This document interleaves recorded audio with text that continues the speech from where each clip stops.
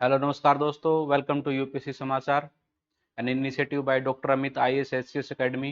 इस इनिशिएटिव में हम, जैसा कि आपको पता है, द हिंदू न्यूज़पेपर की टॉप 5 न्यूज़ को डिस्कस करते हैं from prelims point of view. उसके साथ साथ हम एक एडिटोरियल न्यूज़ को डिस्कस करते हैं from mains point of view. इन दोनों न्यूज़ के साथ साथ हम इसमें एक मैप सेक्शन को भी स्टडी करते हैं, जो कि हमारे लिए प्रीलिम्स के पॉइंट ऑफ व्यू से काफ़ी इंपॉर्टेंट हो जाता है। इस इनिशिएटिव में हमने एक पीवाईक्यू सेशन को भी ऐड किया है। इस पीडीएफ सेशन के एंड में हम आपको 3 to 4 पीवाईक्यू क्वेश्चंस देंगे, उनके आप आंसर कीजिए। और जो स्टूडेंट लगातार एक मंथ तक उन क्वेश्चंस को आंसर करेगा, हम उसको एक रिवार्ड भी देंगे अपने इंस्टीट्यूशन की तरफ से। जो टॉप 5 न्यूज हम डिस्कस करने वाले हैं उनको देख लेते हैं एक बार ब्रीफली। सबसे पहली न्यूज हम भारतीय अर्थव्यवस्था को लेकर डील करेंगे।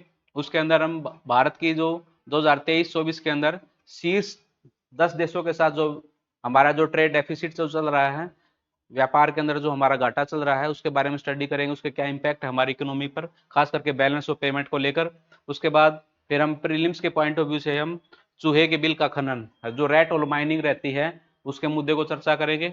उसके साथ साथ हम सामाजिक न्याय से जुड़े हुए मुद्दे के अंदर हम प्रधानमंत्री द्वारा आदिवासियों के लिए जो हाउसिंग स्कीम्स का ऐलान किया गया है, उसके बारे में स्टडी करेंगे। वो कौन सी नई स्कीम है और उसका क्या इम्पैक्ट होने वाला है पार्टिकुलरली वल्नरेबल ट्राइब पीवीटीजीज के पॉइंट ऑफ व्यू से।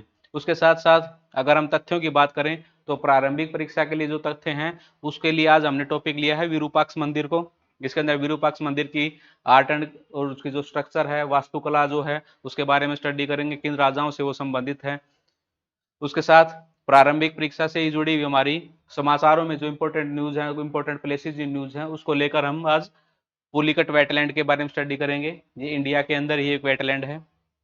मेंस पॉइंट ऑफ व्यू से आज हम एडिटोरियल एनालिसिस में न्यूक्लियर न्यूक्लियर जो डील्स रहती है, परमाणु जो संघर्ष है और जो न्यूक्लियर डील्स उसको लेकर जो चल रही हैं, तो उसके बारे में स्टडी करेंगे। खास करके रशिया यूक्रेन जो कन्फ्लिक्ट चल रहा है, उसके मद्देनजर जो परमाणु संघर्ष है, वो कैसे दुनिया के सामने एक चुनौती बनकर खड़ा हुआ है।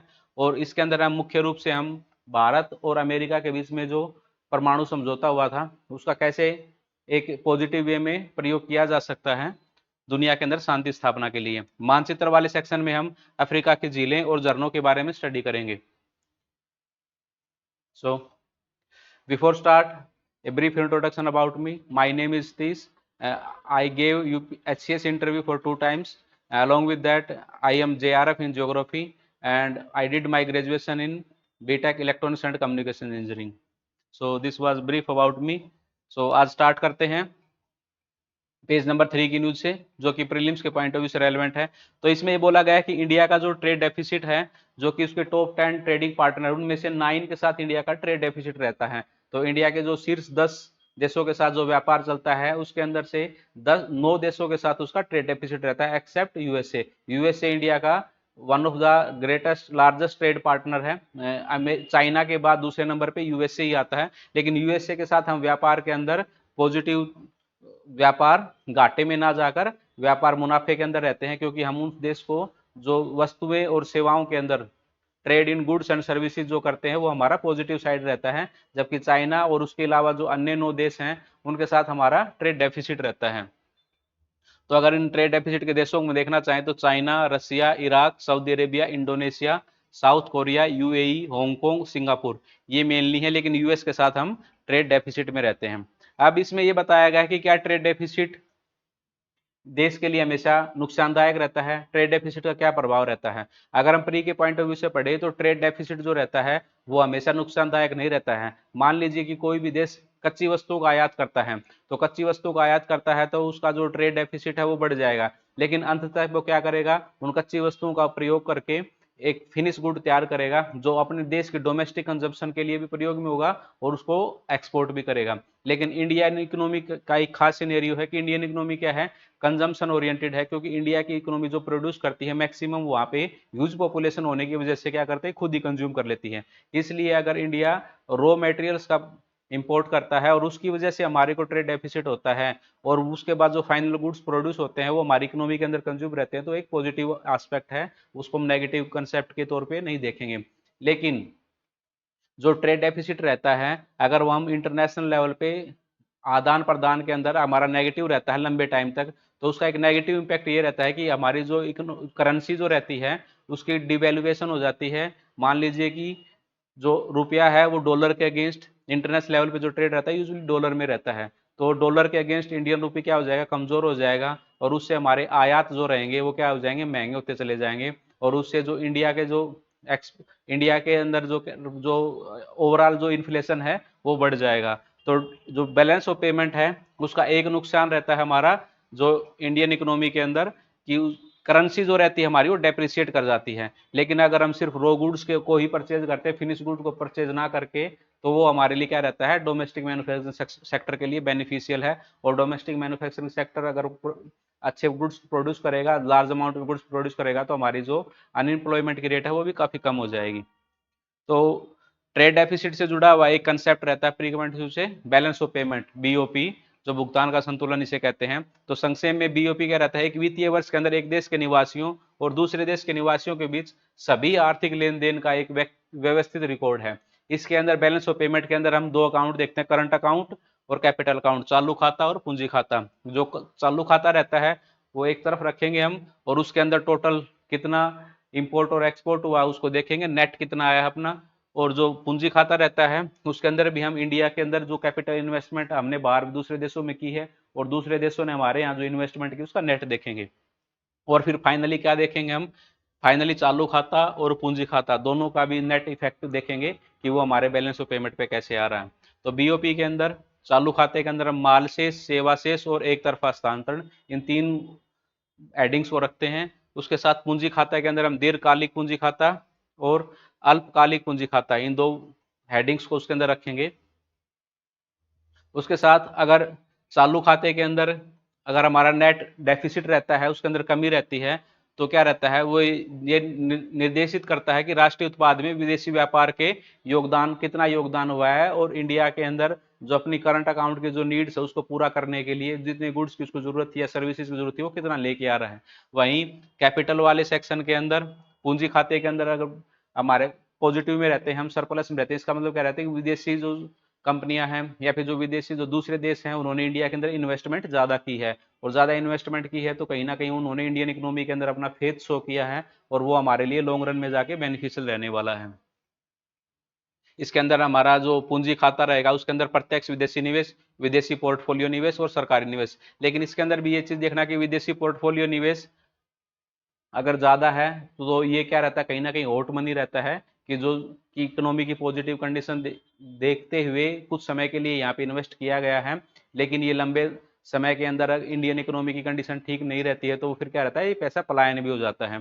खास करके ये हमने देखा था कि जब यूएस फेडरल रिजर्व ने क्या किया था, अपनी रेट ऑफ इंटरेस्ट बढ़ाई थी, तो ज़्यादातर जो इन्वेस्टमेंट कंपनियां थी उन्होंने क्या किया था, पैसे को यहाँ से इंडियन मार्केट या फिर जो डेवलपिंग नेशन की मार्केट से उठाकर यूएस के ट्रेजरी रिजर्व के अंदर वहाँ पे इन्वेस्टमेंट करना स्टार्ट कर दिया था, क्योंकि वहाँ पे उन्हें एक स्टेबल और fix income source of income होने का एक अंदेशा रहता है या फिर एक अनुमान रहता है। उसके साथ हम जो भुगतान का संतुलन है और व्यापार का जो संतुलन है इनके बारे में देख लेते हैं। जो व्यापार का संतुलन ये एक संकीर्ण अवधारणा है, और भुगतान का संतुलन बैलेंस ऑफ पेमेंट अपने आप में क्या है, एक व्यापक अवधारणा, क्योंकि इसके अंदर अपना करंट अकाउंट और कैपिटल अकाउंट दोनों शामिल हो जाते हैं, और जो व्यापार का संतुलन ये संकीर्ण अवधारणा में काम रहता है। उसके साथ ये कुछ टर्म्स हैं जो कि परी के पॉइंट ऑफ व्यू से आप देख सकते हैं। तो ये हमने देखा। उसके बाद जो बैलेंस ऑफ पेमेंट है उसके अंदर अगर चालू घाटे के अंदर चालू जो खाता रहता है हमारा करंट अकाउंट जो रहता है उसके अंदर अगर घाटा है तो वो क्या दिखाता है, हमारा पूंजी घाटे। अगर पूंजी घाटे के विपरीत चालू घाटे के अंदर ज्यादा रहता है तो वो हमारे लिए क्या रहता है, बैड रहता है, इकोनॉमी के लिए खराब रहता है। वहीं समग्र रूप से हमने बताया था कि जो पूंजी खाता है उसका अधिशेष क्या रहता है, इकोनॉमी के लिए बेनिफिशियल रहता है, ताकि क्योंकि इंडिया के अंदर इन्वेस्टमेंट ज्यादा आएगी तो उससे क्या रहेगा, इंफ्रास्ट्रक्चर डेवलप होएगा।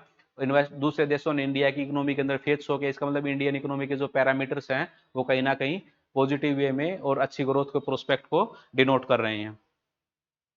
तो ये हमने देखा बैलेंस ऑफ पेमेंट, इंडिया का ट्रेड डेफिसिट, और इंडिया का ट्रेड डेफिसिट प्री के पॉइंट ऑफ आप याद रखें जो टॉप 10 नेशन है उसमें से 9 देशों के साथ 9 देशों के साथ हमारा क्या रहता है, ट्रेड डेफिसिट रहता है। अमेरिका के साथ हमारा क्या रहता है, ट्रेड सरप्लस रहता है। ऐसे ही कुछ ज्यादातर यूरोपियन देशंस और यूरोपियन यूनियन के साथ इंडिया क्या रहता है, ट्रेड सरप्लस में रहता है। आप ये बात भी याद रखें। हाँ, बांग्लादेश, बांग्लादेश के साथ भी इंडिया क्या रहता है, ट्रेड सरप्लस में रहता है। कि उसके अलावा मैं आपको एक दो देश और बता देता हूँ जहाँ पे हम इंडिया का रहता है पॉजिटिव, और इंडिया सरप्लस में क्या का रहता है, यूके, यूके हो गया, यूएसए हो गया, बेल्जियम, इटली, फ्रांस, बांग्लादेश। ये कुछ देशों के नाम हैं जो प्री में अगर कभी आपको कुछ एलिमिनेशन वगैरह के अंदर यूज हो जाए तो आप यूज कर सकते हैं इनको, ये जानकारी को आप याद रख सकते हैं। उसके बाद अगली न्यूज पे चलते हैं। अगली न्यूज हमारी प्रीलिम के पॉइंट ऑफ व्यू से rate hole mining. Rate hole mining में क्या रहता है कि रेट होल, जैसे चूहा जमीन के अंदर एक होल बनाता है, ऐसे ही क्या रहता है कि कोयले की खनन के लिए, कोयले को जमीन से निकालने के लिए छोटे छोटे गड्ढे खोदे जाते हैं, और वो जमीन के अंदर जैसे चूहे का बिल रहता है वैसे ही वो जमीन के अंदर सिर्फ एक व्यक्ति रेंगते हुए उसके अंदर घुस सकता है। इस प्रकार से बनाए जाते हैं ताकि वहां से कोयला निकाला जा सके। ये किन रीजन में किया जाता है, ये उन रीजन में किया जाता है, खास करके प्रेजेंट सिनेरियो को देखें कि जहाँ पे क्या रहता है कि लैंडस्लाइड होने की संभावना ज़्यादा रहती है, वहाँ पे जो बड़ी बड़ी माइनिंग है, ओपन पिट माइनिंग या फिर दूसरे जो तरीके की माइनिंग है वो पॉसिबल नहीं हो पाती, खास करके पर्वतीय क्षेत्रों के अंदर वहाँ पे किया जाता है। एक अगर इसको सामाजिक मुद्दे के पॉइंट ऑफ व्यू से देखना चाहें तो ये अवैध खनन जहाँ पे रहता है वहाँ पे भी रेट ऑल माइनिंग काफ़ी प्रचलित है, खास करके सिक्स शेड्यूल एरिया के अंदर। सिक्स शेड्यूल एरिया के अंदर, मेघालय के अंदर ये काफ़ी प्रचलन में है, क्योंकि वहाँ पे जो माइनिंग रहती है उसको लीगल रूप से बड़े लेवल पे माइनिंग को अलाउ नहीं किया जाता, क्योंकि वो क्षेत्र सिक्स शेड्यूल के अंदर आता है, और वहाँ की जनजातियों के संरक्षण के लिए, पर्यावरण के संरक्षण को देखते हुए वहाँ पे ओपन कास्ट माइनिंग और डिफरेंट प्रकार की जो माइनिंग रहती है बड़े स्केल पे वो अलाउड नहीं होती है। तो उस वजह से क्या किया जाता है कि जो स्मगलर्स रहते हैं या फिर जो लोकल माफिया रहता है वो क्या करता है, रेट और माइनिंग्स का प्रयोग करके और मनुष्यों के मदद के द्वारा उसके अंदर से कोयला निकाला जाता है। उसका नुकसान क्या रहता है, क्योंकि मनुष्य व्यक्ति जमीन के अंदर एक छोटे होल के अंदर कोयला निकालने के लिए जाता है, तो उस वजह से क्या रहता है, कई बार जमीन के धंसने से या फिर कई बार ऑक्सीजन की कमी से या फिर कोयले की खदान के अंदर बहुत बार जहरीली गैसें रहती हैं जिसका हमें पता नहीं रहता है। तो उस वजह से क्या रहता है, जो खदान के अंदर जो भी मजदूर गया वह उसकी मृत्यु हो जाती है। तो हाल ही में ये केस देखने को मिला था। तो ये कि रेट और माइनिंग किससे जुड़ा हुआ ये आपको पता नहीं चाहिए, खास करके सिक्स शेड्यूल के एरिया में रहती है, अनुसूचित क्षेत्र वाले, खास करके मेघालय के अंदर ये प्रचलित है। और रेट और माइनिंग पे प्रतिबंध विशेष करके सिक्स शेड्यूल एरिया के अंदर, साथ साथ जब बाल श्रम अधिनियम जो हमारा आया था उसको जब स्वीकार कर लिया गया था तो एनजीटी ने क्या किया था, रेट और माइनिंग को प्रतिबंधित भी कर दिया गया था। और क्योंकि रेट और माइनिंग के अंदर होल छोटे रहते हैं, वहाँ पे स्वस्थ और स्वस्थ मनुष्य, उसके अंदर जो बड़ा मनुष्य रहता है वो उसके अंदर घुस नहीं पाता, इसलिए वहाँ पे क्या करता है, छोटे बच्चों को उसके अंदर घुसाया जाता है, क्योंकि जो होल होते हैं वो छोटे आकार के रहते हैं। इस वजह से क्या रहता था, चाइल्ड ट्रैफिकिंग नेपाल, बांग्लादेश या फिर इस रीजन से क्या रहता था, चाइल्ड ट्रैफिकिंग रहती थी, बच्चों की स्मगलिंग होती थी, और उन बच्चों को फिर इन रेट ओल माइनिंग्स के अंदर प्रयोग किया जाता था। तो इस वजह से फिर क्या हुआ कि जब से हमने बाल श्रम अधिनियम जो लेके आए हैं उसके प्रतिबंध होने के बाद फिर जो अपना ये क्या है, रेट ओल माइनिंग जो है इसको एनजीटी ने, नेशनल ग्रीन ट्राइब्यूनल ने अवैध घोषित कर दिया गया था। तो रेट और माइनिंग के बारे में देखा। उसके बाद हम देखेंगे particularly vulnerable tribal group PVTGs के लिए पीएम जन्म नाम से भारत सरकार एक स्कीम लेके आई है। अभी हाल ही में प्राइम मिनिस्टर नरेंद्र मोदी ने इसको लॉन्च किया था। ये पीवीटीजीज के लिए क्या स्कीम है, इस स्कीम के तहत जो पार्टिकुलरली वर्नेबल पीवीटीजीज हैं, जो जनजातीय ग्रुप के अंदर भी जो सबसे पिछड़े हुए हैं, इंडिया के अंदर ऐसे 75 जनजातीय समूह हैं जो चिन्हित किए गए हैं, उन उन लोगों को रहने के लिए मकान, पढ़ने के लिए शिक्षा की व्यवस्था, उसके साथ रोजगार की व्यवस्था, कौशल निर्माण की व्यवस्था, इसी प्रकार अन्य ओवरऑल हेल्थ की फैसिलिटी, इसलिए अन्य प्रकार की जितनी भी सुविधाएं जो उनको चाहिए उन सभी को क्लब करके ये पीएम पर नाम से एक नई स्कीम लेके आए गए। इसके अंदर उनको आवास, शिक्षा, स्वास्थ्य सेवा, कनेक्टिविटी और आजीविका के अवसरों पर ध्यान दिया जाएगा। और ये भारत सरकार के द्वारा 2011 की जनगणना के अनुसार उड़ीसा में पीबीटी सबसे अधिक ज्यादा है, और 2011 की जनगणना को ही इसके अंदर आधार माना गया है, ये आइडेंटिफाई करने के लिए कि पीबीटी की जनसंख्या कहाँ पे, किस एरिया के अंदर, किस स्टेट के अंदर ज्यादा है। अगर हम इसकी जनगणना के बारे में देखें तो उड़ीसा राज्य के अंदर इसकी सबसे ज्यादा आबादी है। और उसका उद्देश्य जनजात जो विशेष रूप से पिछड़े हुए जो जनजातीय ग्रुप हैं उनकी स्थिति में सुधार करना है। लेकिन इस स्कीम को इम्प्लीमेंट करने में सबसे बड़ा इश्यू चैलेंज क्या आ रहा है, आइडेंटिफिकेशन का, कि कैसे उस समूह को आइडेंटिफाई किया जाए, पता किया जाए कि ये इस ग्रुप के अंदर इन व्यक्तियों को ये सुविधा मिलनी चाहिए। दूसरा, अगर इनको मिलनी चाहिए, हमने आइडेंटिफाई कर लिया, तो वे सुविधाएं उन तक पहुंचाई कैसे जाएं, क्योंकि अगर हम डिजिटल डायरेक्ट बेनिफिट ट्रांसफर या अन्य डिजिटल जो प्रोग्राम्स भारत सरकार ने लॉन्च किए हुए हैं, खास करके सामाजिक सुरक्षा को लेकर जो सुविधाएं प्रोवाइड की जाती हैं या फिर उन स्कीम्स के तहत जो सुविधाएं प्रोवाइड की जाती हैं, उसके अंदर डिजिटल जो सोर्सेज हैं या फिर डिजिटल जो प्लेटफॉर्म्स हैं, जैसे ऑनलाइन कैश ट्रांसफर करना है या फिर बायोमेट्रिक आइडेंटिफिकेशन है, वो काफ़ी यूज किया जाता है। लेकिन जो ट्राइबल ग्रुप्स हैं, खास करके पिछड़े हुए ट्राइबल ग्रुप हैं, उनके पास ऐसी कोई मोबाइल फोन्स या कोई ऐसी कोई पहचान उनके पास नहीं होती है, ना ही उनके पास ऐसा कोई एक्टिव बैंक अकाउंट रहता है जिसके अंदर पैसे ट्रांसफर किए जा सकें। तो इस स्कीम को इम्प्लीमेंट करने में काफ़ी अपने आप में बड़ी चुनौती है। उसके साथ साथ इस स्कीम के अंदर अगर हम ट्रेडिशनल मेथड्स का यूज करेंगे, तो उसके अंदर फिर क्या रहता है कि लीकेजेस होने की, करप्शन होने की संभावना काफ़ी बढ़ जाती है। मोबाइल ऐप से पंजीकरण से जुड़ी समस्याएं, जो टेक्निकल जो आजकल जो स्कीम्स को ट्रांसफर किया जाता है, तो वो उनसे जुड़ी काफ़ी समस्याएं हैं। जॉब कार्ड किसको देना है, कैसे देना है, तो वो सब उसके साथ साथ विसंगतियां और भ्रम, ट्राइबल ग्रुप्स के अंदर कहीं ना कहीं जो मेन स्ट्रीम रहती है, जो खास करके पीवीटीज वो वाले ग्रुप रहते हैं जो कि अन्य जो ट्राइबल लोग हैं उनसे भी ज़्यादा पिछड़े हुए हैं, तो उनके अंदर सरकार के प्रति एक संदेह का नजरिया भी बना रहता है। और जो रेड कॉरिडोर है अपना, नक्सलवादी जो मूवमेंट रहता है, नक्सलवादी जो लोग रहते हैं, वो भी काफ़ी हद तक उन लोगों को सरकारी स्कीमों से वंचित रखते हैं। तो सरकार को इनको लागू करने के लिए अपने आप में काफ़ी इनोवेटिव तरीके से सोचना होगा। और लोकल जो एडमिनिस्ट्रेशन है और जो सरकार स्टेट राज्य सरकारें जो हैं, उनके उचित सहयोग से और पर्याप्त सहयोग के बगैर ये स्कीम लागू नहीं हो पाएगी। तो ये ऐसा इसके अंदर बताया गया है। तो आप पीएम परिणाम के बाद पीएम जो स्कीम थी उसके बारे में पढ़ सकते हैं। इनके लिए जो स्कीम लेके आए हुए हैं, स्कीम का नाम मैं एक बार फिर से बोल देता हूँ आपको, पीएम जनमन। ठीक है, आप इसको नाम याद रखें प्री के पॉइंट ऑफ व्यू से। पीएम जनमन किसके लिए थी, और पीएम परिणाम किसके लिए है? पीएम परिणाम स्कीम थी भूमि के लिए, जमीन की जो हेल्थ है उसको सुधारने के लिए, उसके अंदर केमिकल्स और पेस्टिसाइड का प्रयोग कम किया जाए।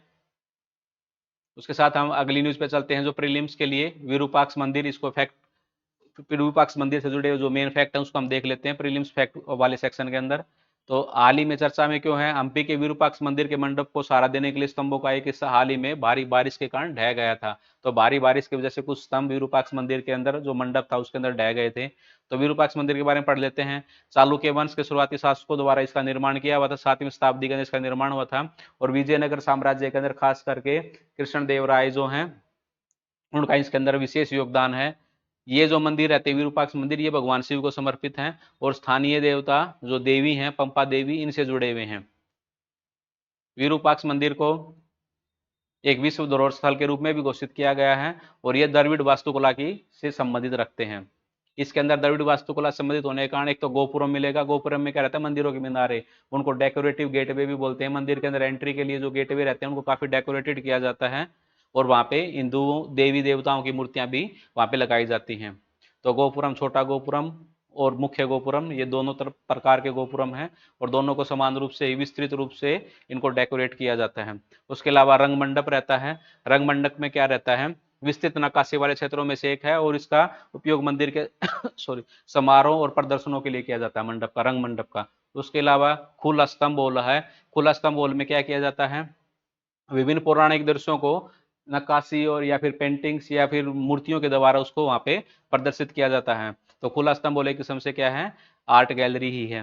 कल्याण मंडप का उपयोग क्या जाता है? हर साल देवताओं के वार्षिक विवाह विवाह उत्सव को मनाने के लिए किया जाता है, जो वास्तुकला और भव्यता दोनों की दृष्टि से महत्वपूर्ण है। तो कल्याण मंडप आपको याद रखना, खुला स्तंभ बोल याद रखना, रंग मंडप याद रखना, ये क्या क्या चीजें हैं। उसके अलावा गर्भगृह में क्या रहता है? मुख्य जो देवी देवता रहते हैं उनके लिए वो स्थान रहता है।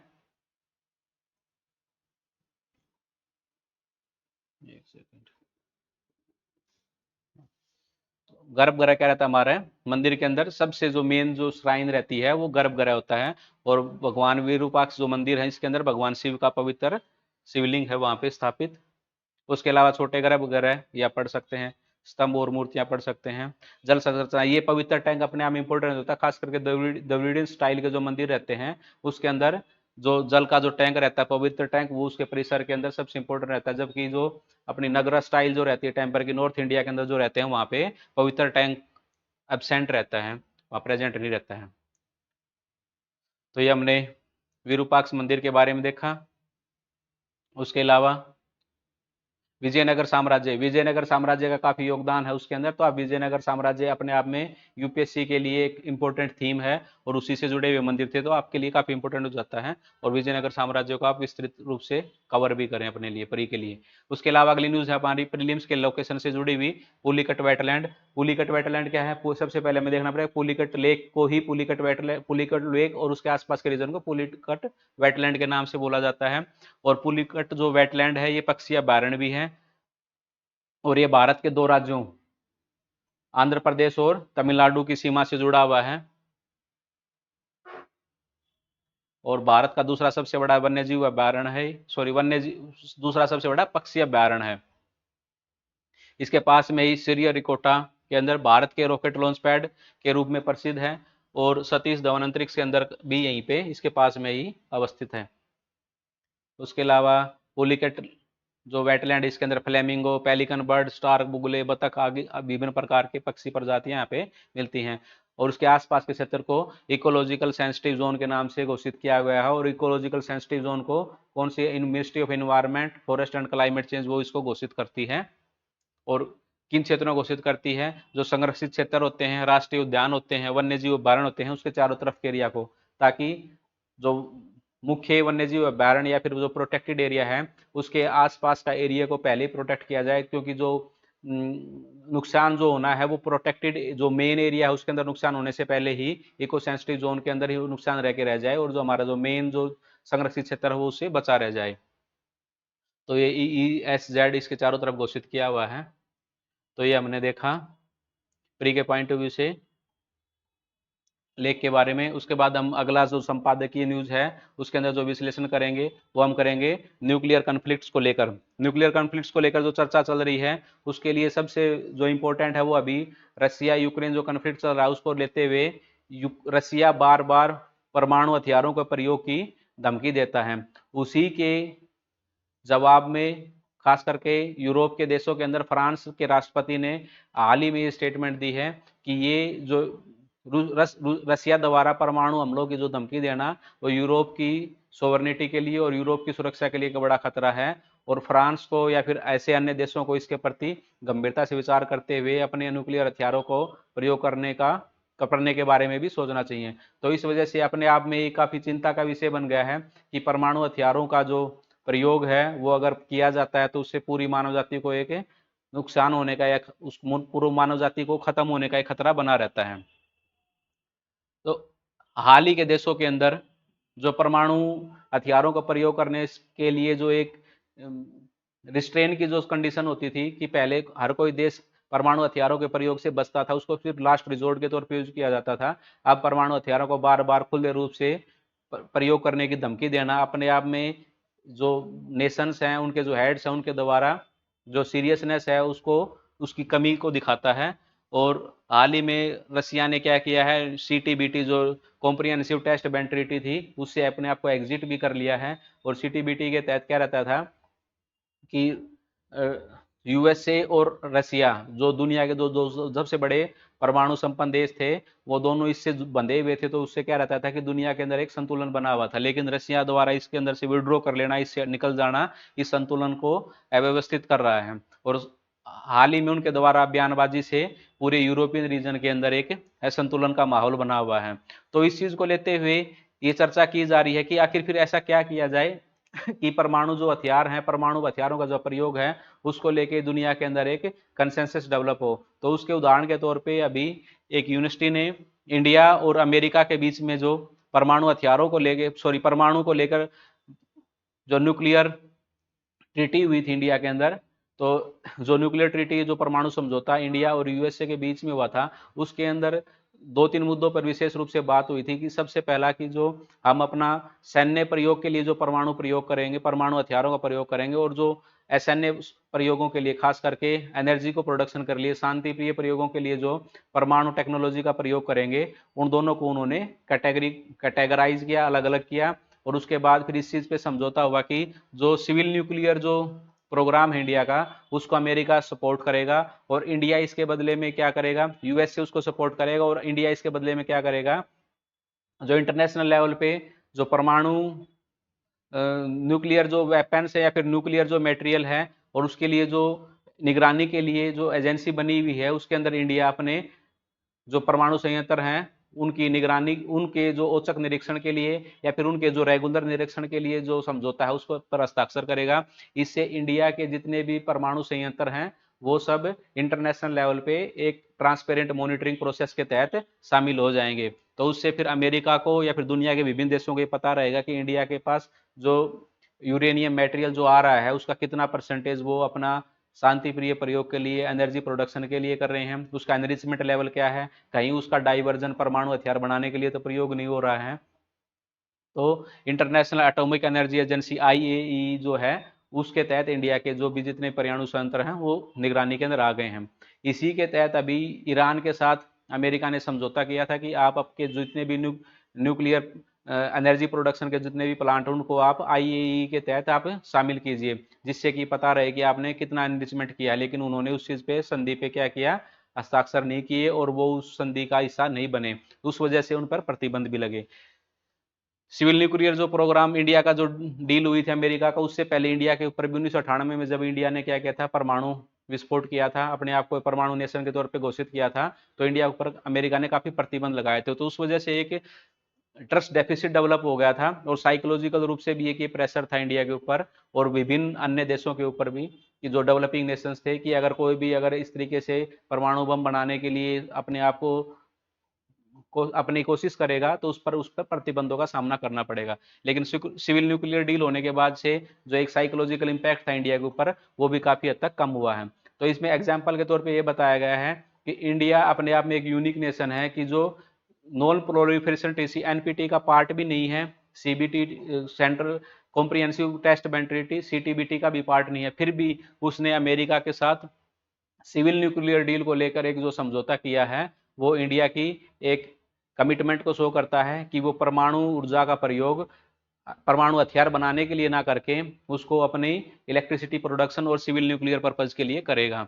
तो वर्ल्ड वाइड देशों को इसी प्रकार से अपने परमाणु संयंत्रों का निरीक्षण और उनका जो प्रयोग है उसके लिए कमिटमेंट दिखानी चाहिए। तो ये इंडिया की एक विधायी और कूटनीतिक जीत भी है, और इसका एग्जाम्पल अभी हाल ही में विश्व के अंदर जो परमाणु हथियारों के प्रति जो असंवेदनशीलता दिख रही है, उसके लिए एक समाधान के तौर पे बताया गया है। आखिरी में हम मैप सेक्शन के अंदर अफ्रीका की झीलों के बारे में पढ़ लेते हैं। तो सबसे पहली और सबसे बड़ी झील जो अफ्रीका की, वो विक्टोरिया झील है। वो दुनिया की सबसे बड़ी मीठे पानी की, दूसरी सबसे बड़ी मीठे पानी की झील है, और जो अफ्रीका की जो सबसे बड़ी नदी है नील नदी, उसका सोर्स है। तो नील नदी की दो ब्रांच रहती हैं, व्हाइट नील और ब्लू नील, सफेद नील, सफेद नदी, और जो ब्लू नील नदी है वो, तो उसमें से जो व्हाइट नील नदी है वो विक्टोरिया झील से निकलती है। उसके अलावा तंगानिका झील, न्यासा झील और इथोपिया झील, ये सब अफ्रीका के अंदर आप मैप में देख सकते हैं। इन झीलों के आपको नाम पता होने चाहिए कि ये झील अफ्रीका के अंदर है या नहीं है। तो लेक विक्टोरिया मैंने बताई, उसके अलावा लेक तुर्काना इसके ऊपर है, लेक अल्बर्ट इसके साइड में है, लेक तंगानिका इसके नीचे है, और लेक न्यासा लेक तंगानिका के नीचे है। उसके अलावा नॉर्थ के अंदर लेक ताना, और चड रीजन के अंदर लेक चड। ये 5-6 लेक्स हैं जो अफ्रीका के लिए आपके लिए इंपॉर्टेंट हैं। उसके अलावा कुछ इन रिवर्स के ऊपर, कुछ नदी, अफ्रीका के अंदर जो रिवर्स हैं उन पर कुछ बांध बंधे हैं। उनके मेन बांधों के आपको नाम पता होना चाहिए। जो असवान बांध है वो नील नदी पे है, मिस्र देश के अंदर, देश आप छोड़ सकते हो लेकिन नदी आपको पता रहनी चाहिए। करीबा बांध ये जाम्बेजी नदी पे है, कैंजी बांध नाइजर नदी पे, काहोरा बासा बांध जाम्बेजी पे, और विक्टोरिया झरना अपना कहाँ है, जम्बेजी पे, और बायोमा झरना, ये दो झरने हैं। ये एक जाम्बेजी नदी पे विक्टोरिया झरना, और बायोमा झरना अपना जैरे नदी पे है। इस मैप में आप ये देख सकते हैं, ये नाइल नदी है, ये ब्लू नाइल, ये व्हाइट नाइल हमारी लेक विक्टोरिया से निकल रही है, लेक विक्टोरिया के नीचे लेक तंगानिका, लेक न्यासा, उसके अलावा ये लेक कोंगो नदी है। कोंगो नदी जो अपनी भूमध्य रेखा इसको 2 बार कट करती है और आखिरी में अटलांटिक ओशन में गिर जाती है। लेक जम्बेजी हमारी क्या इंडियन ओशन के अंदर गिरती है। लेक लिम्पोपो क्या करती है, जो मकर रेखा है, मकर रेखा को 2 बार कट करती है। लेक ओरेंज हमारी अटलांटिक ओशन में गिरती है। ये लेक कौन सी सॉरी मैं लेक कह रहा हूँ, ये रिवर है। जो ऑरेंज रिवर है ये हमारी अटलांटिक ओशन में गिरती है, और रिवर लिम्पोपोर है जो हमारी मकर रेखा को 2 बार कट करती है, ये इंडियन ओशन में गिरती है। और जम्बेजी रिवर भी हमारी इंडियन ओशन में गिरती है, मेडागास्कर वाले रीजन के अंदर। ठीक है, कोंगो रिवर के बारे में मैंने बता दिया। उसके बराबर ये नाइजर रिवर अपनी अटलांटिक ओशन में गल्फ के अंदर गिरती है, और ये सेनेगल रिवर है। स्टेट ऑफ जिब्राल्टर हम पहले करा चुके हैं, स्वेज कनाल, गल्फ ऑफ अदन, और ये बाबिल मंडेब स्ट्रेट। ठीक है, तो ये अफ्रीका की मेन जो ज्योग्राफिकल फीचर्स थे वो हमने बताया। उसके अलावा हमने 4 क्वेश्चन डालने हैं इसके अंदर प्री के पॉइंट ऑफ व्यू से, जो कि यूपीएससी पीवाईक्यू से लिए हुए हैं, तो आप इनके आंसर करें कमेंट बॉक्स में। उसके अलावा अगर आपका कोई क्वेश्चन है तो आप कमेंट बॉक्स में कमेंट करके पूछ सकते हैं। हमसे जुड़ने के लिए आपका बहुत बहुत धन्यवाद। Thank you.